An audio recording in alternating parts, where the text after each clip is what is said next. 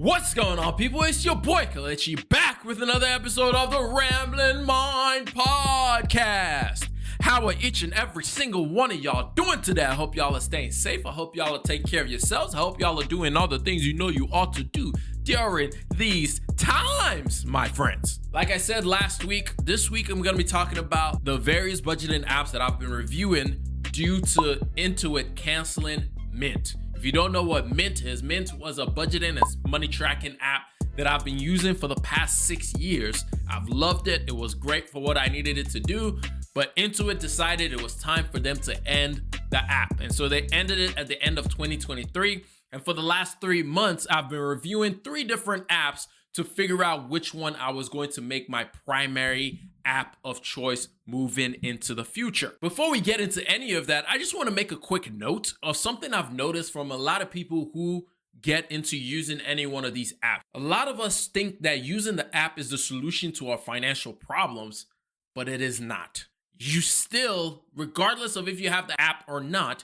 you still have to take the time for yourself to make a plan for your money. You still have to determine how you want to spend your money. All these various apps do is help you come to a consensus of what decisions you need to make. It helps you gather all of the information that is scattered all over the place to be in one place so you can make decisions a little bit faster. That is all these apps do. Do not think that just because you start using these apps that then you're good to go. No, you still have to do the decisions of setting up automatic payment plans when you're paying off your debt, setting up automatic savings plans, setting up automatic investing plans, doing all the things that you should be doing anyway, regardless of if you use an app or not. And here's the interesting thing. Do you need to use an app? No. With all of that being said, when I was searching for a new platform to use, there were a few things that I was keeping in mind to make sure that I was selecting the best platform for me. And I had 4 main categories that I was testing each of these platforms on. Number 1, the most important one for me is fun. Fun. Is it fun for me to use this platform to manage my money? And some people are going to hear that and say, what do you mean fun? How is managing? What does that have to do with anything? One thing that I've learned is that if I want to do something or discipline myself to do something, I have to actually enjoy it. I have to actually enjoy the process of doing that thing. Otherwise, I'm not going to stick with it. It should not feel like a job. It should feel like an enjoyable thing for me to do. So fun is a very important aspect when I was reviewing and looking at each of these apps. The second aspect of this is tracking my trends and goals, tracking trends and goals in my spending, tracking the trends of my spending, tracking how I'm doing spending. Because one of the most important things for me in using any of these platforms is I want to see how I'm spending my money month over month so I can make quick adjustments when I need to. And know, hey, I've been eating out a lot. That's why I'm not able to go for this sporting event that I really want to go to. So all I need to do is adjust the way that I'm eating out. Or if I'm looking year over year and be like, man, last year I was spending $200 extra every single month on food. If I took that $200, I could go to more Atlanta United soccer games during the summer months. Or, hey, I really want to travel this year. Last year, I noticed that I was spending an extra $200 to $300 a month doing a lot of things that I don't really care about, that I don't even remember doing. So I'm going to cancel those things out so I can take that extra $200 to $300 and start saving it so I can go on this trip to visit my sister in New York, or go on this trip to snowboard with my brother in San Francisco. Like, those things are the reason why I track my spending is so I can see how I can make changes rather quickly to help my spending so I can do the things that I actually want to do. This is why tracking is so important for the second one. Like, good tracking, not just like, oh, you spent this much, but actually letting me see how I'm spending month over month over month. And then the third one is ease of use. It's important that I can get in and out of the app. Ease of use and customizability kind of go hand in hand. I need to not be pigeonholed into specific categories of budgeting. My life does not look like everybody else's life. There are certain things that I spend my money on. There's certain ways that I spend my money that I need to track the spending. Let me categorize things the way that I want to categorize things. The 3 apps that I actually tested out was Rocket Money, which all of us have heard about because of all the advertising that goes around. They've done a good job of infiltrating the minds of everyone.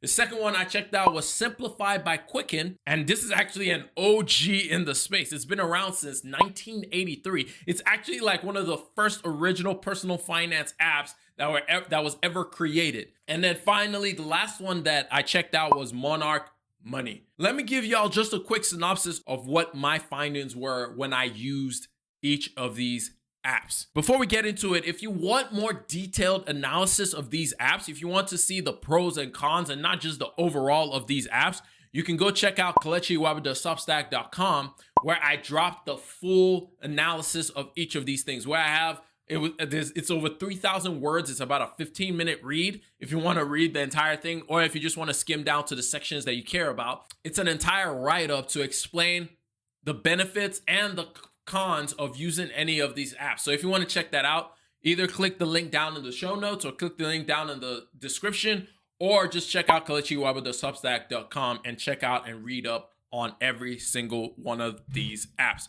But let's get started first by talking about Rocket Money. My synopsis or my overall take on Rocket Money is it's great if you are just getting started with managing your finances. If you've never done this before, you've never used Mint, you've never used any platform before, Rocket Money is great for you because it's easy to use and it's very friendly to use.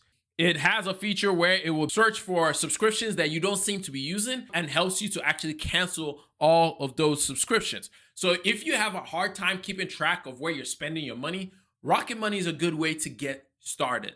However, I did not like it because it is rather rigid to use.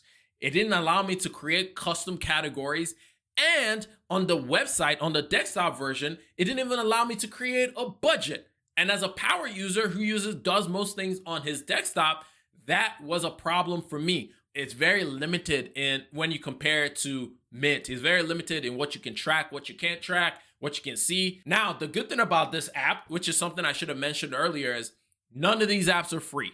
None of these apps are free. However, this is one of the cheapest options where you can select to pay whatever amount you choose to pay the app. I will say that you shouldn't pay more than $5 for Rocket Money. At the most, $5 a month is what you should select to pay. Next, Simplified by Quicken. If you wanted the most powerful budgeting app, this is the one. This app is seriously powerful. This app is, if you want every single tool under the sun to do what you want when it comes to money, this is the app. This is the one that I'll tell, if I knew somebody was an accountant, this is the app that I'll tell them to use. However, that comes at a cost because it is not as fun to use. And I said earlier, fun is very important for me. Even though it had a lot of good aspects to it, but overall, I just felt overwhelmed. And this is as somebody who is a money nerd, and I could have gotten used to it, yes, but it just felt overwhelming when I was trying to use the app, when I was trying to adjust things, when I was trying to customize things. And then the third app that I used, which is the one that I'll be using moving forward. Actually, I've been using it since the end of November when my trial started or ended, and I paid for the annual subscription, which is Monarch Money. Now, this is the most expensive one of the three. Simplified by Quicken is about $47 a year. This one is $100 a year. Monarch Money is very expensive. This is one of the biggest cons of this platform. And it was one of the reasons why I didn't even want to test it out because it was so expensive. But after talking with a couple of my friends who suggested it to me and got me to actually do the trial, I can see why. Oh, excuse me. I can see why they wanted me to try it because once I tried it, there was no going back. It was head and shoulders better than all the other apps because number one, it was fun to use. It was fun to use. It reminded me of when I was using Mint. Like the first time I got into Mint and I felt in control of my spending. I felt like I could actually determine how my money was being spent. And that for me was great. Like restoring that energy was wonderful. And then number two, it was easy to use for the most part. It got me going very quickly. I got into the app and I got going very quickly. It just allowed me to customize things very well. Customize things to my needs, not to a need of whoever someone who developed the app is. It allowed me to say, this is what I want. I don't want that. I like this category. I don't like that category, and make it into what I wanted it to be. And plus, the tracking is excellent. Now, of course, they could be better, which they're continually improving it, but the tracking is great. I've loved being able to see. It reminded me of using Mint again, of just seeing like, oh, I spent this much over this year. This is what I'm going to do to adjust this so I can save for this, so I can save for that, so I can do this, so I can do that. Like, it allowed me to be in control of my spending. I really like this app. Plus, it gives me the option to be able to like get other people involved. And what I mean is, if you're married or you have a partner that you're living with, this allows y'all to discuss your finances a lot easier because you automatically both have access to it. For me, Monarch Money was the best option. I love the app, and I've been using it for the last month or so, and it's been great. And I hope this podcast helps you as you are on your search through finding a replacement for Mint.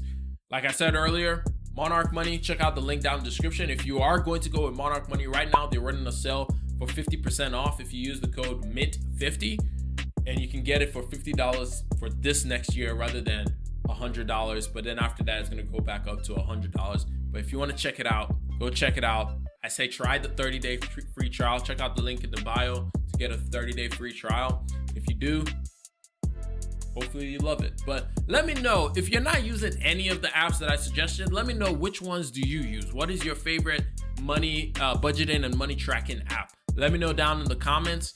And yeah, I hope y'all learned one, maybe two things out of this entire thing. And if you did, share this podcast with one person that you love, one person that you hate, and one person you're just kind of like about. And by that time, you would have shared it with every single person that you know. Boys, be your boy Kelechi. I'm gonna catch y'all up on the next one. Remember, generosity is always greater than greed. God bless each and every single one of y'all, and I'm out. Peace. Whoosh.